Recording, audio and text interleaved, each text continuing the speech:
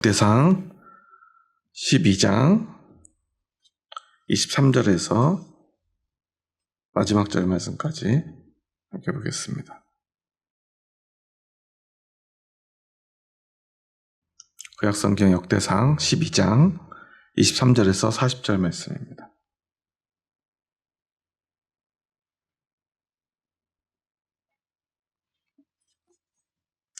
다 같이 한 목소리를 받들어 읽겠습니다. 싸움을 준비한 군대 지휘관들이 헤브론에 이르러 다윗에게로 나와서 여호와의 말씀대로 사울의 나라를 그에게 돌리고자 하였으니 그 수요가 이러하였더라. 유다 자손 중에서 방패와 창을 들고 싸움을 준비한 자가 6,800명이요 시므온 자손 중에서 싸움하는 큰 용사가 7,100명이요 레위 자손 중에서 4,600명이요 아론의 집 우두머리 여호야다와 그와 함께 있는 자가 3,700명이요 또 젊은 용사 사독과 그의 가문의 지휘관이 22명이요 베냐민 자손 곧 사울의 동족은 아직도 테반이나 사울의 집을 따르나 그 중에서 나온 자가 3,000명이요 에브라임 자손 중에서 가족으로서 유명한 큰 용사가 28,000명이요 므낫세 반지파 중에 이름이 기록된 자로서 와서 다윗을 세워 왕으로 삼으려 하는 자가 18,000명이요 이사갈 자손 중에서 시세를 알고 이스라엘이 마땅히 행할 것을 아는 우두머리가 200명이니 그들은 그 모든 형제를 통솔하는 자이며 스불론 중에서 모든 무기를 가지고 전열을 갖추고 두 마음을 품지 아니하고 능히 진영에 나아가서 싸움을 잘하는 자가 50,000명이요 납달리 중에서 지휘관 1,000명과 방패와 창을 가지고 따르는 자가 37,000명이요 단 자손 중에서 싸움을 잘하는 자가 28,600명이요 아셀 중에서 능히 진영에 나가서 싸움을 잘하는 자가 40,000명이요 요단 저편 루벤 자손과 갓 자손과 므낫세 반지파 중에서 모든 무기를 가지고 능히 싸우는 자가 12만 명이었더라. 이 모든 군사가 전열을 갖추고 다 성심으로 헤브론에 이르러 다윗을 온 이스라엘 왕으로 삼고자 하고 또 이스라엘의 남은 자도 다 한 마음으로 다윗을 왕으로 삼고자 하여 무리가 거기서 다윗과 함께 사흘을 지내며 먹고 마셨으니 이는 그들의 형제가 이미 식물을 준비하였음이며 또 그들의 근처에 있는 자로부터 이사갈과 스불론과 납달리까지도 나귀와 낙타와 노새와 소에다 음식을 많이 실어왔으니 곧 밀가루 과자와 무화과 과자와 건포도와 포도주의 기름이요 소와 양도 많이 가져왔으니 이는 이스라엘 가운데 기쁨이 있음이었더라. 아멘. 오늘 본문은 계속해서 다윗의 군사들에 대한 이야기입니다.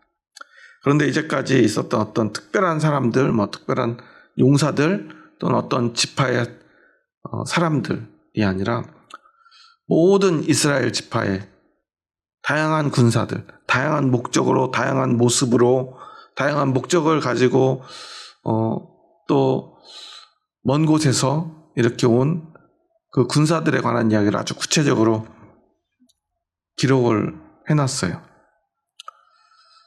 저는 이 내용을 보면서 이 저자가 어떤 특별한 의도를 가지고 이렇게 하나하나 아주 자세하고 상세하게 기록을 했구나라는 생각이 들어요. 모든 백성이 한 마음으로 다윗을 왕으로 세우고자 하는 그 모습을 그린 것이 아닐까 하는 생각이 들어요. 왜냐하면 어떤 사람들은 큰 용사고요. 또 사울을 따르는 그 집안의 사람들 가운데도 수천 명이 나오고요. 어떤 사람은 레위 또 아론의 자손들처럼 제사장 가문의 사람들이거나 또 어떤 사람들은 강 건너 먼 곳에서 수천 명이 이렇게 수천 명이죠. 50,000명이나 되는 사람들이 멀리서 다윗을 왕으로 세우기 위해서 나옵니다. 무기를 가지고 전열을 가다듬고 마치 전쟁에 나가는 사람들처럼. 그래서 우리가 당신을 위해서 싸워주겠다라는 것을 다윗에게 어쩌면 보여준 것이겠죠. 어떤 사람은 두 마음을 품지 않았다고 말합니다. 가족들이 다 나오기도 하고요. 또 그렇게 막 이 사람 많이 온 게 아니라 어떤 지파에서는 그 지파의 지휘관들, 우두머리들이 따로 모여가지고 그 지파를 대표해서 200명이 찾아오기도 합니다. 싸움을 잘하는 사람들이 특별히 모여서 나오기도 하고요.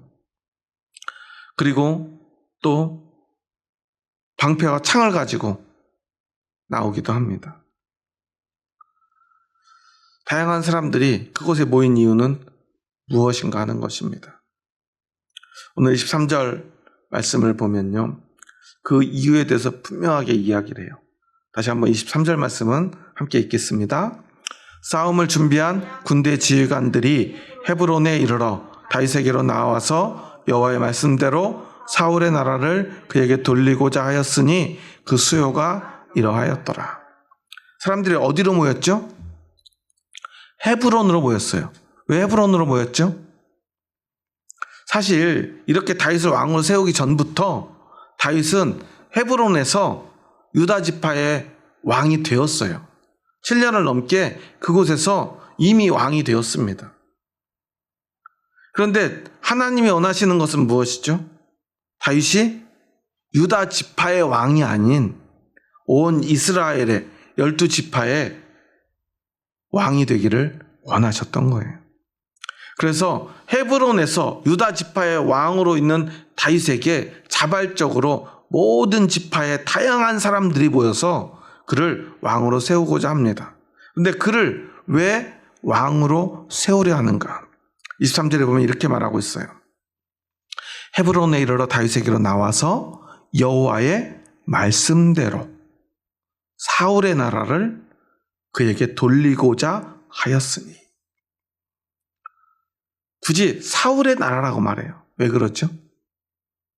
여호와의 말씀대로 그 나라를 그에게 돌리고자 하였다라고 말해도 되는데, 여호와의 말씀대로 사울의 나라를 그에게 돌리고자 하였다라고 말해요. 이렇게 기록한 이유가 있지 않겠습니까? 원래 이스라엘은 사울의 나라였다는 거예요. 그런데 이제 다윗의 나라가 될 텐데 왜 그러냐면 사울은 여호와의 말씀대로 따르지 않은 왕, 여호와의 말씀에 순종하지 않은 왕인데, 다윗은 여호와의 말씀대로 세워질 왕이고 여호와의 말씀에 순종할 왕이라는 것입니다. 그리고 그들도 여호와의 말씀을 따라서 다윗을 그 나라의 왕으로 세우고자 하는 거예요. 이게 바로 우리 신앙에서 가장 중요한 요소예요. 교회에서 직분자들을 세울 때 어떻게 세우죠? 먼저 노회에 장로님을 세운다면 우리 교회가 지금 세례교인이 몇 명이니까 몇 명의 장로님을 세울 수 있습니다. 몇 명의 장로님을 우리가 세우려고 하는데 허락해 주십시오 하면은 먼저 허락 청원을 해요. 장로님을 5명을 세우고 싶습니다. 그러면 5명이 허락 청원을 해서 허락을 받아요. 그러면 허락을 받은 그걸 가지고 와서 교회에서 투표를 합니다. 이번에 우리가 노회로부터 5명의 장로님을 세울 수 있도록 허락을 받았습니다. 그러니까 여러분들 장로로 교회를 섬길 만한 분들을 추천해 주시고 투표해 주세요 하고서는 투표를 해요. 그러면 교인들의 3분의 2의 표를 얻어야만 이 투표한 사람들, 교인들의 3분의 2의 지지를 얻어야 돼요. 그러면 5명을 세우고 싶어도 3분의 2 이상 투표한 사람이 2명밖에 안 나오면 2명밖에 못 세우는 거예요. 그래서 교회에서는 여러 번 투표를 하기도 해요. 그 숫자를 채우려고. 그런데 안 되면 어쩔 수 없이 그 3분의 2의 득표를 한 장로님들을 이제 피택을 합니다. 그리고는 이제 노예 피택자를 청원을 하면서 장로로 임직할 수 있도록 청원을 넣고 허락이 되면 이제 임직식을 해요. 안수식을 하는 거죠. 그리고 그러기 위해서는 피택자 교육을 해요. 몇 달에 걸쳐서. 그렇게 여러 단계를 거쳐서 또 힘들게 장로님들을 세워나갑니다. 그런데 여러 과정이 있지만 가장 중요한 게 뭐죠? 그 중에서 장로가 되기 위해 거쳐야 될 가장 힘들고 가장 중요한 건 결국 투표죠.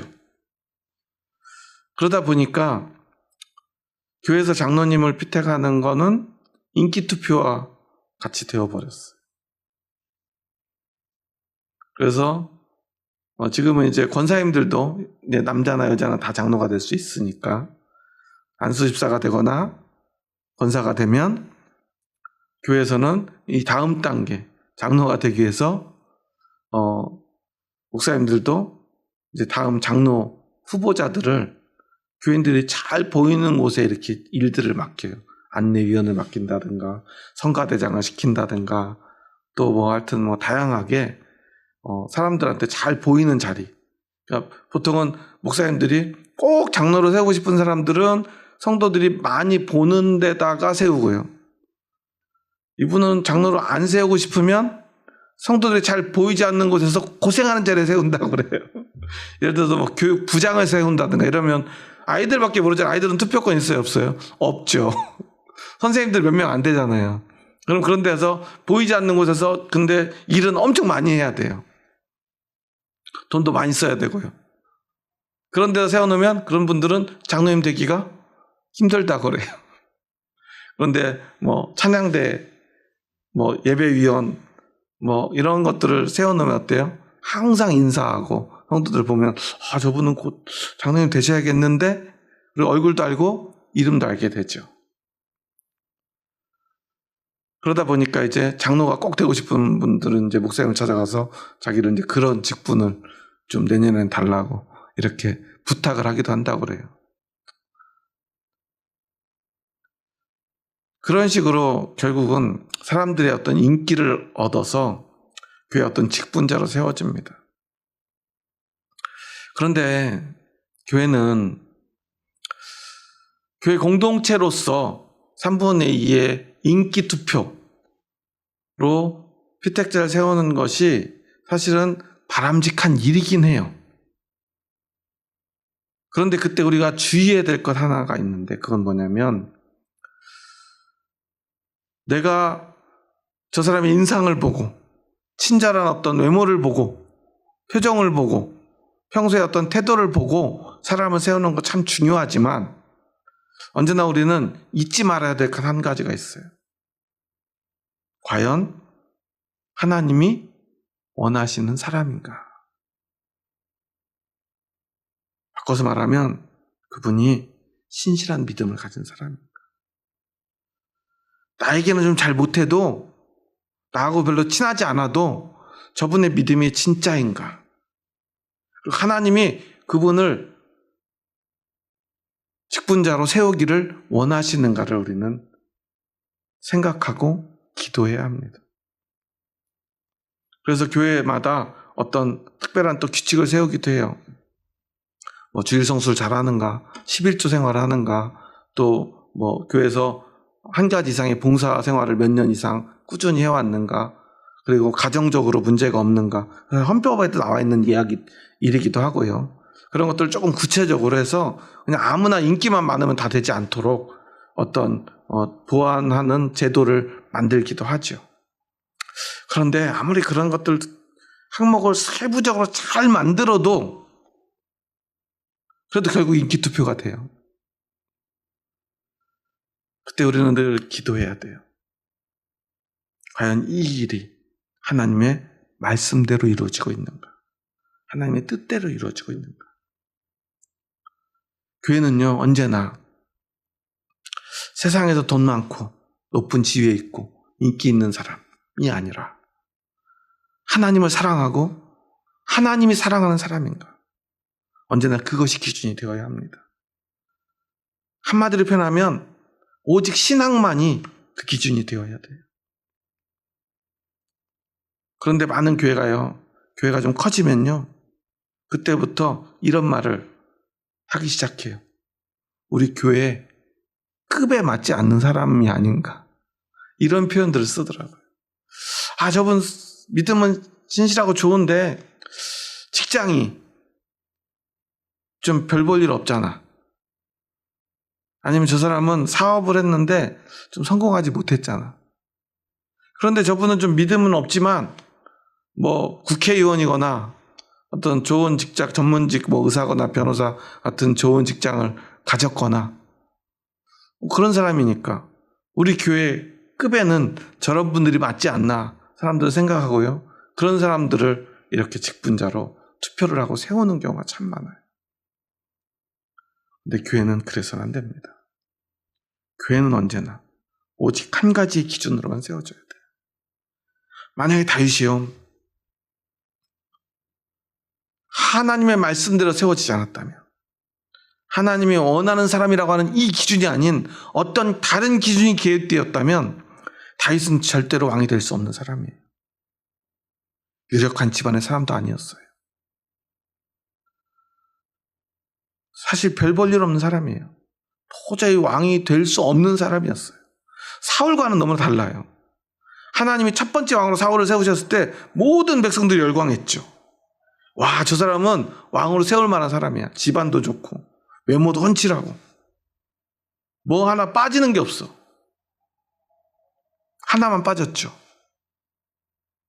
신앙, 믿음, 순종. 그런데 그것이 가장 큰 문제죠. 그것이 가장 중요한 것이고요. 사실 하나님 나라의 왕으로서 중요한 것은 오직 그거 하나밖에 없어요. 그런데 그게 문제가 됐었던 거예요. 그래서 그 사울의 나라를 하나님은 완전히 패하고 이제 다윗의 나라를 세우기 원하십니다.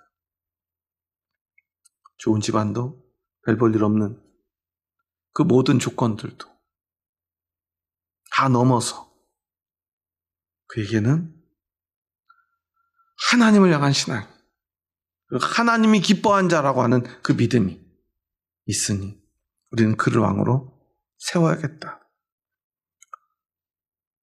그리고 수많은 사람들이 몰려왔고요. 그날 그곳에서 어떠한 일이 벌어지는가. 우리 한번 39절, 38절부터 40절까지 말씀을 다시 한번 읽습니다. 이 모든 군사가 전열을 갖추고 다 성심으로 헤브론에 이르러 다윗을 온 이스라엘 왕으로 삼고자 하고 또 이스라엘의 남은 자도 다 한 마음으로 다윗을 왕으로 삼고자 하여 우리가 거기서 다윗과 함께 사흘을 지내며 먹고 마셨으니 이는 그들의 형제가 이미 식물을 준비하였음이며 또 그들의 근처에 있는 자로부터 이사갈과 스불론과 납달리까지도 나귀와 낙타와 노새와 소에다 음식을 많이 실어왔으니 곧 밀가루 과자와 무화과 과자와 건포도와 포도주의 기름이요 소와 양도 많이 가져왔으니 이는 이스라엘 가운데에 기쁨이 있음이었더라. 모두가 다윗을 왕으로 삼고자 하여 한 마음으로 모였어요. 그러니 그곳에 무엇이 있었다고 그러죠? 제일 마지막에 최종적으로 그곳에 기쁨이 있었습니다. 하나님의 나라는, 하나님의 교회는 오직 믿음으로 사람을 세울 때 그곳에 그 가운데 기쁨이 있을 수 있어요. 오늘 한국교회가 많은 문제들이 일어나는 이유가 뭐냐면 믿음으로 사람을 세우지 않기 때문이에요. 목사님 청빙할 때 조건이 뭐죠? 학벌. 얼마나 큰, 우리 교회보다 더 큰 교회에서 사역했었나? 우리 교회보다 더 작은 교회에서 사역했던 사람이면 어때요? 뭐가 안 맞아요? 급이 안 맞아요. 우리 교회 담임 목사님인데 장로님들보다 학벌이 낮아요. 급이 안 맞아요. 인격이 훌륭하고 참 믿음의 신앙을 가지고 하나님의 말씀을 생명을 바쳐 전하는 목사를, 그리고 이 교회에 하나님이 원하는 목사를 한 마음으로 세우지 않아요. 목회자 청빙할 때 교회는 항상 싸움이 일어나요. 어떤 사람들은 학벌이 높은 목사님을 뽑아야 우리 교회 급에 맞다고 생각해서 그런 분을 지지하고요. 어떤 그룹은 큰 교회 사역했던 사람을 청빙해야 우리 교회를 그 교회처럼 크게 부흥시킬 거라고 생각해서 또 그런 목사님을 청빙하고요. 항상 그런 방식으로 교회는 다툼이 일어나요. 그런데 여러분, 목사가 학벌이 왜 높아야죠? 물론 신대원도 안 나오고 목사 자격 없는 사람 뽑으면 안 되죠. 그래서 서울에 어떤 큰 교회는 목사님이 목사 안수 받은 과정이 문제가 생겨가지고 교회에서 쫓겨나기도 했었는데, 근데 그분은 유학까지 갔다 온 유학파 목사님이에요. 근데 그런 분이 제대로 과정을 안 밟아서 목사 안수가 무효였다는 사실을 성도들은 몰랐죠. 그런데 나중에 이제 다툼이 나니까 그런 걸 어떤 분이 찾아내가지고 그분을 이제 결국 교회에서 쫓아내고 뭐 그런 일들도 있었다는데요. 기본적인 자격은 당연히 있어야겠죠. 목사로서 자격이 없는 사람을 뽑을 수는 없으니까요. 그런데 꼭 어디 유학을 갔다 와야 되고, 뭐 학부가 무슨 스카이 출신이어야 되고, 그럴 필요는 없지 않습니까? 세상에서도 이제는 그러지 말자고 그러는데, 교회는 변하지 않아요. 하나님의 뜻을 중요하게 여기지 않는 것. 학벌주의가 문제가 아니에요. 더 대형교회 출신을 뽑는 것이 문제가 아니에요. 진짜 문제는 그곳에서 온 교인이 한 마음으로 하나님의 뜻을 묻지 않는다는 거예요. 모두가 함께 기도하고 모두가 마음을 모아서 진짜로 마음이 하나 될 때까지 기다리고 준비하고 마음을 모아진 어떤 사람을, 이분은 진짜 하나님의 말씀대로 하나님의 뜻대로 우리 교회에 세우신 사람이다 라고 할 때까지 그 마음을 모으는 작업을 할 줄을 모른다는 게 문제예요. 다윗이 왜 7년 반 동안이나 헤브론에 있었죠? 온 이스라엘이 한 마음이 될 때까지 시간이 필요했던 거예요. 온 이스라엘이 이 다윗 왕이 하나님의 말씀대로 세워질 왕이다라는 것을 받아들이고 확인하는 시간이 필요했던 거예요. 우리는 그렇게 사람을 세워가야 합니다. 그리고 우리가 교회를 선택할 때도 마찬가지예요. 여러분은 어떤 것을 기준으로 교회를 선택을 합니까? 너무나 많은 그리스도인들이요, 건물, 시설, 시스템을 보고 교회를 선택해요. 그런데 교회에서 제일 중요한 게 뭐죠? 하나님의 은총, 예수 그리스도의 십자가의 능력, 이것은 당연한 거고요. 현실적인 문제 앞에서 저는 교회를 선택하는데 가장 중요한 것은 결국 목사라고 생각을 해요. 그렇지 않습니까?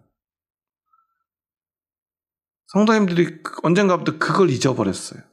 한국 교회가.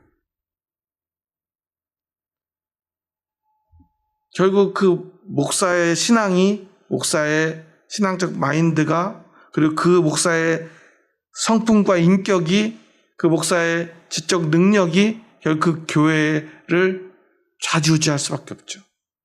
우리가 기억해야 될 건 모든 교회가 다 똑같을 수 없어요. 하나님은 사람을 통해서 일하시는 분이죠. 그 사람을 세워서, 오늘 그냥 하나님이 다 하신다면 다윗을 왕으로 세울 필요가 있나요? 그냥 아무나 세우면 되잖아요. 근데 하나님은 콕 찍어서 다윗을 세워서 왕으로 세워서 그 나라를 만들어 가잖아요. 그 의미들을 우리는 알 필요가 있어요. 그런데 하나님의 뜻하고 별개로 인간의 지혜와 인간의 생각으로 사람들을 계속 세워나가거나, 아니면 우리가 어떤 교회를 새롭게 선택하거나 처음 교회를 선택할 때도 하나님이 세운 사람이 아닌 어떤 다른 조건들을 가지고 우리가 그 선택들을 시작함으로 말미암아 우리의 신앙의 모든 것들이 첫 단추부터 잘못 끼워지고 그 과정이 다 망가지고 그 결과까지도 무너지는, 그 결과를 가져오는 것이 오늘 우리 교회의 현실, 우리 신앙의 현실이라는 사실이에요. 하나님 세우고 내가 받아들일 수 있는 사람. 그게 교회에서 사람을 세우는 절대적인 기준이라는 사실을 우리가 기억한다면 우리의 신앙생활의 대부분은 다 이미 해결되었다고 해도 과언이 아닐 거예요. 그리고 그런 마음이라면 교회는요, 망가질 수가 없어요. 지금 의정부에 있는 제일 큰 교회 중에 하나가 결국 세습을 결정함으로 말미암아 많은 교인들이 그 교회를 떠났다고 그래요. 어떤 사람들은 10,000명 되는 교회였는데 지금은 1,000명밖에 안 남았다 이런 얘기도 하는데 저는 그렇게 생각해요. 결국은 그 교회 다시 10,000명이 채워질지도 몰라요. 아마 채워질 거예요. 큰 건물이 있거든요. 교회 시스템이 여전히 남아있거든요. 건물은 좀 낡았지만 여전히 수천 명의 사람들도 있고 돈도 있거든요. 그러니까 목사님은요, 불법을 저지르면서도 편법을 저지르면서도요, 두려워하지 않아요. 왜냐하면 건물이 있으니까요. 돈이 있으니까요. 숫자가 있으니까요. 힘이 있으니까요. 그런데 우리가 어떤 걸 결정할 때 가장 먼저 고려하고 두려워해야 될 건 무엇입니까? 하나님이 원하시는가? 이것이 하나님의 뜻인가? 그런데 목사님들부터요, 하나님의 뜻을요, 묻지 않아요.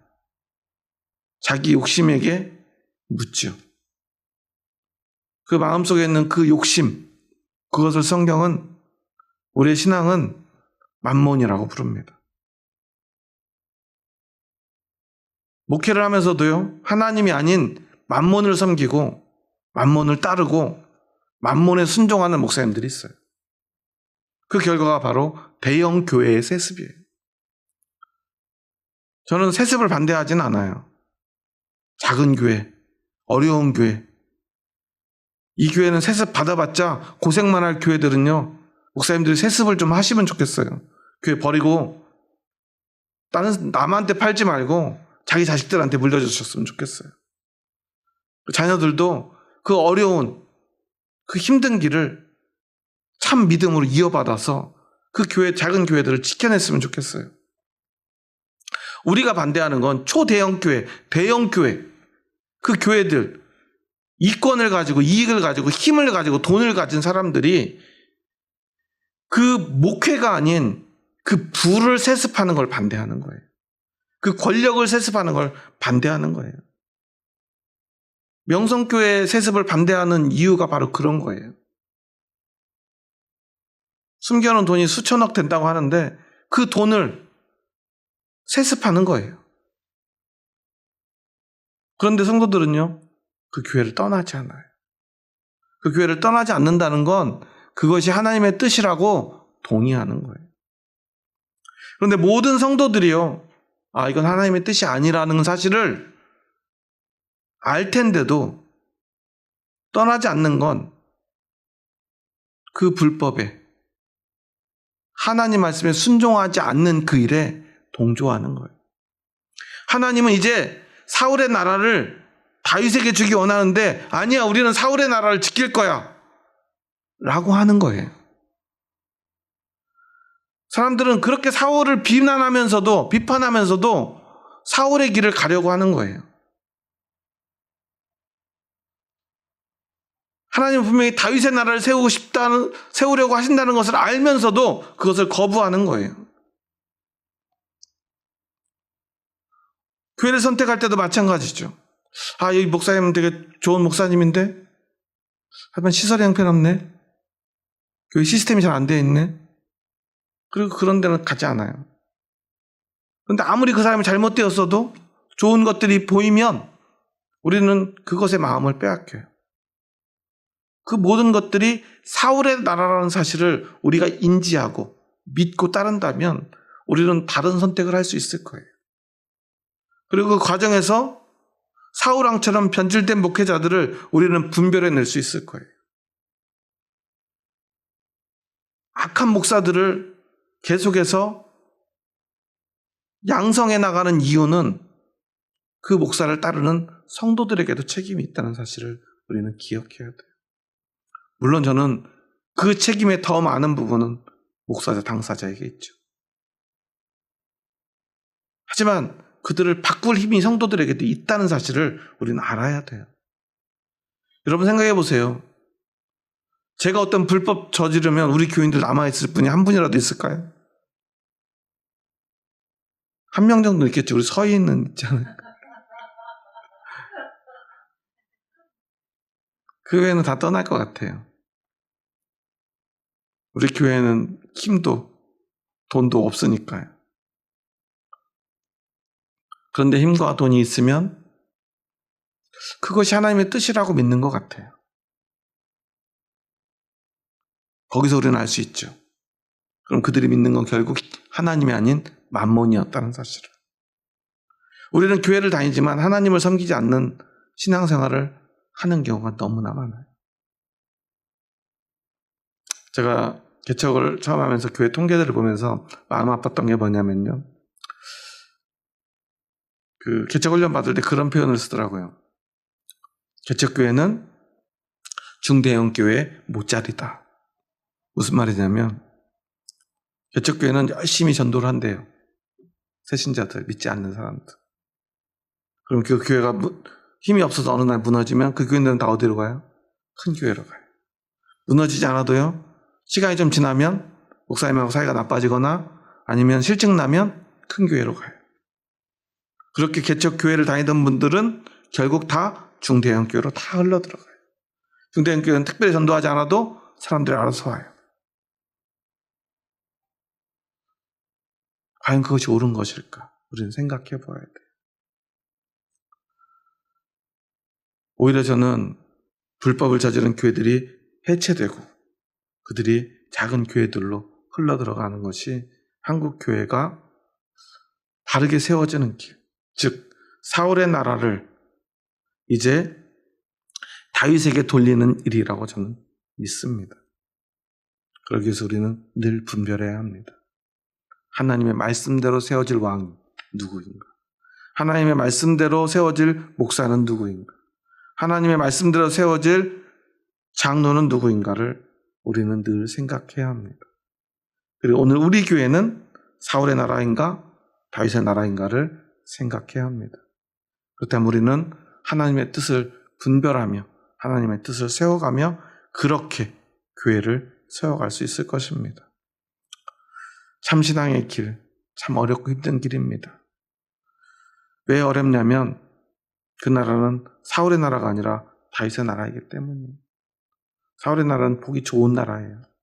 키가 훤칠하고 멋진 나라예요. 하지만 하나님께 불순종하는 나라예요. 다윗은 볼품없어도 키가 작아도 집안이 별로여도 힘이 없어도 하나님께 순종하는 나라이죠. 저는 어렸을 때부터 그 다비드상을 봐서 그런지 다윗이 키가 훤칠하고 멋질 거라고 생각했어요. 근데 그 성경에서 그런 걸 많이 찾아봤어요. 다윗의 외모에 대한 평가. 사울 왕에 대해서는요, 굉장히 외모에 대해서 구체적으로 표현을 해요. 키가 막 머리 하나가 더 있고, 멋지고 잘생기고, 용맹하고. 다윗에 대해서는요, 그런 얘기가 별로 없어요. 아니, 찾을 수가 없어요. 그냥 소년 다윗이 골리앗을 이긴 정도죠. 그 소년 다윗의 이야기 이후로 다윗에 대한 어떤 그런 평가들은요, 거의 나오질 않아요. 오직 그의 믿음에 관한 이야기를 하죠. 그 주변에 있는 장수들에 대한 용맹함을 이야기하죠.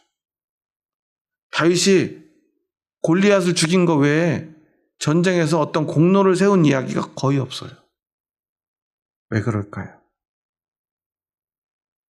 다윗은 자신의 용맹함이나 지혜나 능력이나 외모를 자랑하는 사람이 아니기 때문에 오직 다윗은 하나님의 말씀에 순종한 사람, 하나님의 말씀을 따라 왕이 된 사람이라 라는 사실을 우리에게 보여주는 것입니다. 우리에게 정말 중요한 것이 무엇인지를 기억하는, 그래서 우리는 우리의 교회를 다윗의 나라로 만들고 우리의 가정을 다윗의 나라로 만들고 우리의 삶을 다윗의 나라로 만들어 갔으면 좋겠습니다. 오직 하나님의 말씀 따라 살아가는 하나님의 말씀에 순종하는 삶, 가정, 교회 될 수 있기를 주님의 이름으로 축원합니다. 기도하시겠습니다. 하나님 감사합니다. 저희 부족하고 약한 자들 사랑하셔서 저희들을 하나님의 나라로, 그리고 오늘 말씀대로 다윗의 나라로 세워주시니 감사합니다. 우리는 세상에서 성공과 부를 향해 달려가다 보니 우리도 모르게 우리의 나라를, 우리의 삶을 사울의 나라로 만들어가고 있는 것은 아니었는지 우리의 모습을 다시 한번 돌아봅니다. 하지만 하나님은 사울의 나라를 다윗에게로 돌리고자 하셨음을 기억합니다. 오늘 그렇게 사울의 나라를 다윗에게로 돌리고자 하여 모든 지파, 이스라엘 백성들이 한 마음으로 한 곳에 모였습니다. 그리고 그들은 그곳에서 기뻐하였습니다. 그들의 기쁨은 먹고 마시고 또한 이 나라가 크고 아름답게 될 것에 대한 기쁨이 아니었습니다. 오늘 하나님의 뜻대로 왕이 세워지는 것에 대한 그 기쁨, 하나님의 말씀에 순종하는 기쁨이었음을 기억합니다. 저희들도 그렇게 하나님의 말씀대로 우리의 나라가 다윗의 나라로 세워지기를 기뻐하게 하여 주시옵소서. 오직 그 기쁨으로 살아가는 저희들 되게 하여 주시옵소서. 예수님의 이름으로 기도합니다. 아멘.